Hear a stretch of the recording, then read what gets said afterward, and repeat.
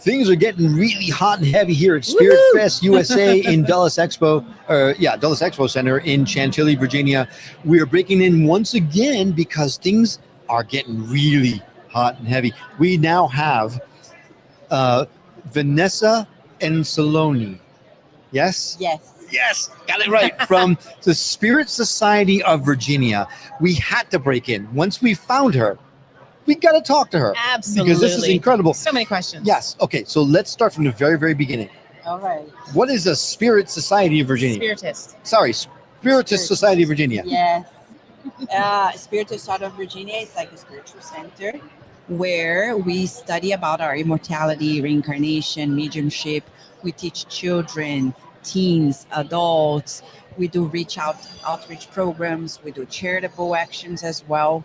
And we are the sponsors of the Spiritist magazine, which is a magazine that has been international for 17 years. Wow. Yes, we have Kardec Radio, which is our international radio that has been happening for 14 years. Wow. And we have our publisher, which is going to turn a year this year. Oh, congratulations. That's Yes, fantastic. thank you. Wow. You picked a very easy mission, huh? No work at all, right? No work at all, yeah. So what led you to start the society? Well, actually, I come from a Spiritist family. I was born in Brazil, became an American. I've been in the U.S. for 27 years. And we have a more than 100-year-old Spiritist center in Brazil. Oh. That is like a whole block. So what exactly is Spiritist? What does that mean? It comes from Spiritism. It's the science that explains our nature, our origin, and our destiny as immortal spirits, and our connection with the spiritual, the physical realm. Wow. So it started in France in 1857 with Kardec, and it spread to the world. Brazil is nowadays the greatest spiritist, like that has more people, the spiritists in the world, but it's spread out in That's fantastic. various countries. And we practice mediumship. The difference is that everything is free. We are all volunteers, 100% volunteer based. Wow. So we have our professions. Like for me, I am a neuroscientist, I am a psychologist, I have my profession, and everything we do is in our off time. Right. Wow. Karen, she hit a hot spot for me. You know which one? I have a feeling. Neuroscientist, right? Yeah. That is such a cool dichotomy, It right? is. Neuroscience and metaphysics or spirituality, not something that typically go hand in hand together, but more and more it is. More and right? more. So how did you find yourself to this as a neuroscientist? I know. And is there a connection between the brain and the soul? Science cannot say that because for science, the soul doesn't exist. Right. You know? Yeah. Because for science, the soul doesn't exist. because science, you But have can to. you say that? I know because I'm a medium. But you well, are the connection between the brain and the Yes. soul. Right. No, but you're right. Science has to show results predictably, right? You have to have measurable results that can be done again and again and again. And for this type of work, it's not possible. You No. can't have measurable results that We happen need again a and again. and again. different paradigm. Mm. In our Kardec radio shows, we've interviewed several people, amongst them like Andrew Newberg, the neuroscientist, who actually at Penn State University and then later at Thomas Jefferson University, he did the MRI studies on mediums. He brought mediums from Brazil who are spiritists. And he compared to other types of mediums, and he compared to people who are quote unquote not mediums, because at the end of the day, we know everybody's a medium. But Well, I'm an extra large, but sorry, Daniel Jackson, I stole your joke. I would have just gone with it. so he showed what happens to the brain. So in his studies, he shows that we have a spiritual brain. He wrote a book about it. We have a spiritual brain. We have a spiritual intelligence. We need to take care of it, but people don't. Very true. That's So very what do true. we do? But as a psychologist, I would say before working on your spirituality, you need to work on your emotions, your emotional intelligence. you can't really reach that level of spirituality without taking care of your emotions. Well, that makes sense because if you're having all these hectic thoughts and anxiety and fear, and that's all taking, filling up your head too much. Exactly. For example, I'm a medium. If I don't know how to take care of my emotions, I'm going to connect. What kind of spirits am I going to connect to? Yeah, emotional. Lower spirits. The not good ones. So I need to fix that, organize myself, my emotions. As I tell my daughter, your mind is like a photo album. You think, it's like vivid images. So whatever you're thinking, it's making connections. And those connections will lead to associations that will either lead you to progress or hinder you. That's amazingly profound. Yeah, it is. It's so simple yet so deep and complex at the same time. Yeah. It really is. Yeah. So, gosh, how does someone come to terms with? Because we talked about if you are trying to move in this direction and your mind's not right, you're gonna bring up the wrong side of the fence, for lack of a better term, right? So, how does someone? We've heard about shadow work and all that kind of stuff. How does someone get to the point, and when do they know that they're at a point where they can safely move forward with spiritualism? Okay, so let's talk about our emotions. We need to know ourselves. Mm-hmm. In our main book, the Spirit's book, here we have a whole booth filled with books. People need to instruct themselves. People think, I'm so spiritual, I just need to meditate. No. We need to connect our reasoning with our feelings to align ourselves. So when you instruct yourself, like question 919 of the Spirit's book by Kardec, how am I going to progress without making mistakes? The answer of the good spirits was self-knowledge. So, like here, so many opportunities for us to learn more about ourselves. Who are we? Once I get to know of who I am, then I can make choices more consciously and connect with our guardian angels, connect with spirit guides. I tell my daughter and the kids in our center, say, look, every night when you go to sleep, you can ask your guardian angel to take you to the spiritual realm. You can learn things next day. If you have a test, you're going to be better off. I'll give you an example myself. When I was applying for my master's degree before my PhD, I was studying so hard. I had a 2-day test to pass, to go through the application process, interviews, etc. It was midnight. I couldn't study anymore. So I went to sleep. Before I slept, I asked the good spirits, can I keep studying in the spiritual realm? I'm not asking to be a cheater or anything. I say, can I continue because my body needs to rest? Right. I said, sure. So I slept, woke up at 6 a.m. First thing when I woke up, they showed me, forgot to study this paragraph. Go to the book study because there's going to be a question on this. I got the test. It was right there. So, I mean, it's kind of cheating in a way, though, right? You're maximizing your potential. Okay, fair point. Right.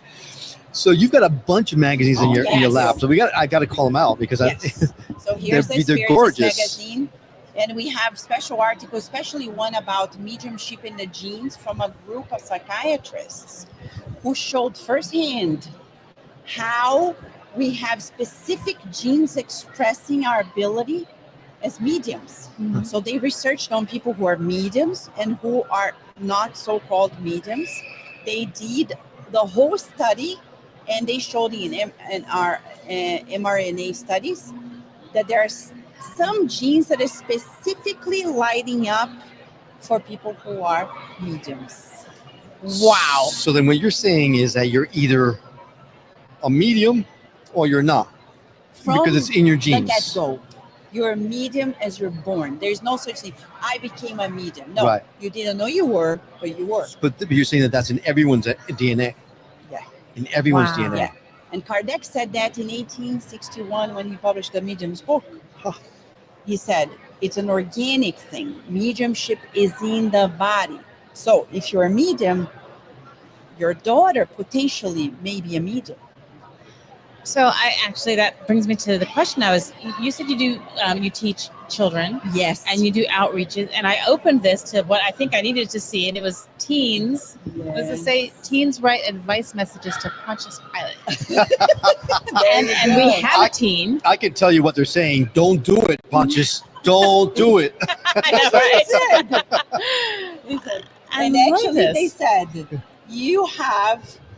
Go talk to him. He has something to teach you. So this is a study that we've been doing here. Daisy's here with us. She's one of the educators as well, teaching a book about Jesus' time. It's a mediumistic book through the Brazilian medium, Chico Xavier, 2,000 years ago. So the spirit, who used to be a senator back then, who met Pontius Pilate, talks about the whole story. And there is one lesson in which we ask them, what if you would like to write a letter to some of these people? Who would you choose? They chose Pontius Pilate. Interesting. Wow, I like this. Listen to Livia. She knows Jesus is innocent. Yes. Oh my gosh, this is wonderful. And through this program, we came to publish. We actually came to publish other books for kids as well. Other books for kids. Oh, look at that. Sienna, can you help Yes. grab those magazines? Thank you. So, especially, for example, about the Fox sisters in the United States. Everybody knows about it. Oh, wow. Northeast of New York, the famous story of the Fox sisters. And here we have a book that tells about it. That's cool. And we have a trilogy by our dear, it's an astronaut. Oh. He doesn't want to say his name, but he says, call me Astronaut James. He came to teach children about charity. So he calls Charity Planet, the Planet Charity. And he leads them to a journey to Galilee to teach about the special places where Jesus stopped and what he did, to teach little kids about it. And this is a special one from another spirit author. It's a poem by Chris Walney about the lighting us. Flashlight I am. So this is very special to me right now because with New Reality, what we do is we gather content partners from literally all over the world, from Thailand to Portugal to the UK to everywhere. And they create these shows, which essentially are these beautiful messages. And I've always said, it's like everyone's holding out their little light, their candle in the darkness, and it's beautiful, but you can only illuminate a little space. So our goal with New Reality TV is to gather all of these candles together to create this big, beautiful beacon of light and love that people can't help see and that they'll be drawn to. That's beautiful. Yeah. We need it. Definitely. So there we go. That's a perfect example. That's a perfect example of it. Little light. Yeah. Yes, it is. So I see there's a very concerted focus on educating kids. Yes. Right. So would you say that's the main mission of the society? Yes, it is. Okay. We have lots of adults, but our main mission, right, Daisy, are the kids. Right. Every Wednesday when we have our mediumistic meetings, the spirit educators, the educators of the beyond come. They're the ones who lay out the books, the programs. And soon we're going to release a new website with all the lesson plans that we have, especially one for us Americans from Ben Franklin. Ooh. On his 13 virtues. We right. have lesson plans teaching kids about the 13 virtue program that he created when he was 20 years old. Wow. People talk about Ben Franklin, they talk about death in Texas, about time is money, but the most important thing they don't talk about. The virtues, yeah. The virtues. Yeah, no. Yep. So it's great because you are helping to shape the minds of the young when they're young so that when they grow older, they're adults that already have this in their toolkit and can live life the right way and help others to live life. They're getting it from the beginning. Yes. And you see so many of the problems that we have is because children are learning other values, I guess you could call them, that aren't necessarily those of love and light and virtue. So I think if you instill this at a young age, it spreads like wildfire. Exactly. That's And wonderful. our kids come with us to DC.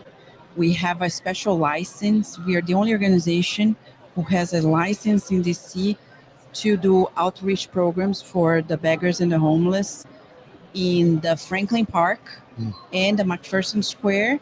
And our kids, they come as early as the parents want. They come to give them food, to pray with them, to talk with them, and to learn that there is more to life than just ourselves. Fantastic. Oh, that's wonderful. Fantastic. Wonderful. And then your radio show that you have. Yes. Where can it's not on the? It's a digital. Oh, no, right? we have an app. Okay. We have an Ah. app for Cardiac Radio, KARDC Yep. Radio. We Okay. have an app 24/7. And we also have an app for the Spiritist magazine, which is free of charge. We have 69 issues there available for people to read the Awesome. magazine digitally if they want. Mhm. And we also have another effort of our Spiritist Society is the Spiritist parenting, Oh. supporting parents. Your parents, Oh, Yes, we are. you have a beautiful Yeah. daughter here Yes, with we do. you. This is so unique. How important it is to support parents in their mission. It's called Spiritist Parenting. It's a free app as well. Everything we do is free. Right. Everyone who That's works amazing. with us is volunteer, 100% volunteer based. That's amazing. It's Truly is. wonderful. 100%. And all we want to do is really support people in their family, restoring the values of family, God in the family, true spirituality, all embracing, no prejudices, no boundaries, one world together. Okay, so that actually just sparked a question. What about people that have different religious beliefs? They Can are they find a welcome. place with you as well? Oh, yeah. Perfect.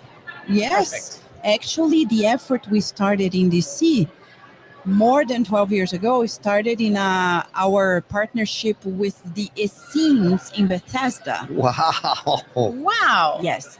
We also have lots of collaborations with spiritualists Yeah. up north.